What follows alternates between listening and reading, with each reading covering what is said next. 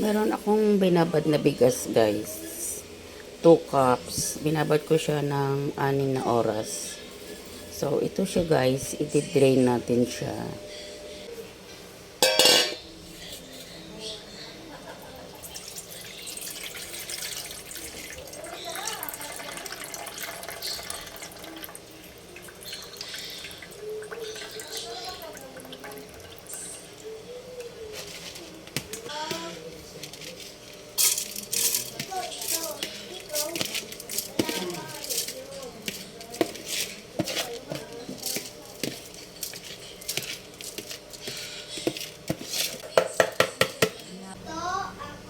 So, ganitong cup kasi yung bigas, guys.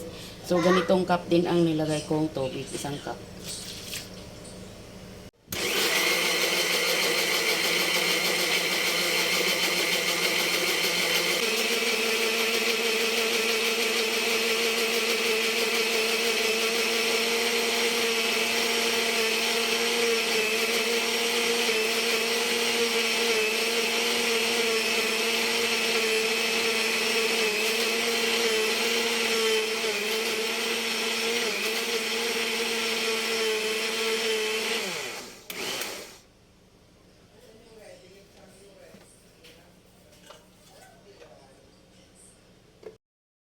Titingnan natin siya, guys, kung pino na siya. Ayan. Parang pwede na siya. Ayan, oh, pinong-pino na. So, sasalin natin siya sa bowl. Ayan, guys. Pagsalin sa bowl, ayan.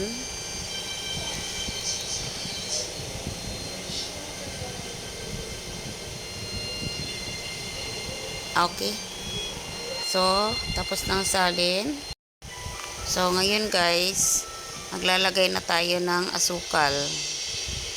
So, lalagay tayo ng 3/4 cup ng asukal na puti.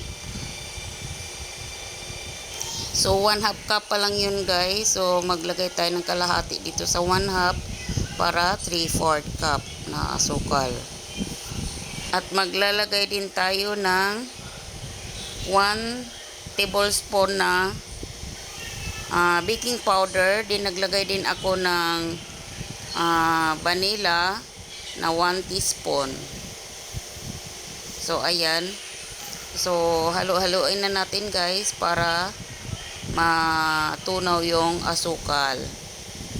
So, haluin, guys, para matunaw ang asukal at saka takpan para iset aside para iparest siya ng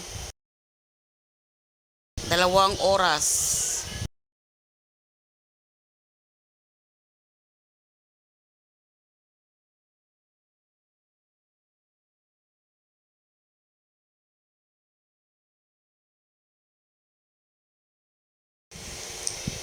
So, meron din akong cheese dito, guys, pang toppings.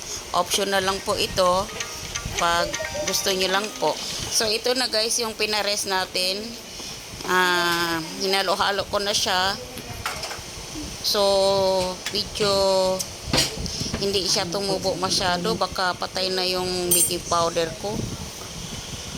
Kaya, ayan, tingnan natin kung anong resulta nito. Ito pang merienda lang naman po.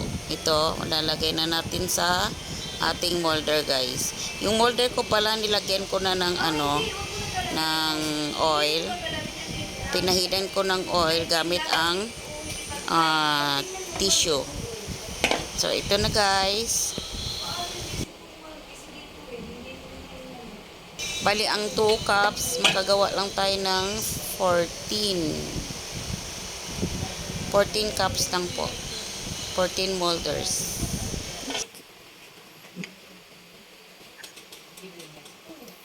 Ayan, kasi pang merienda lang naman po. Ayan, basta na lang nilagay ko ang cheese. Ayan. Ayan, guys. Sobra-sobra ang cheese. So, nagpakulo na pala ako ng tubig, guys. Ilalagay na natin. Ayan. After 30 minutes, ayan na siya, guys. 30 minutes na nakuluan ko siya. Ayan na. Tunaw na ang cheese natin, no? nagkalat na sa ibabaw. Ayan na guys, luto na siya. Totoo nga na hindi siya masyado tumubo kasi yung aking baking powder ay siguro nahupas na. Ayan guys, thank you for watching.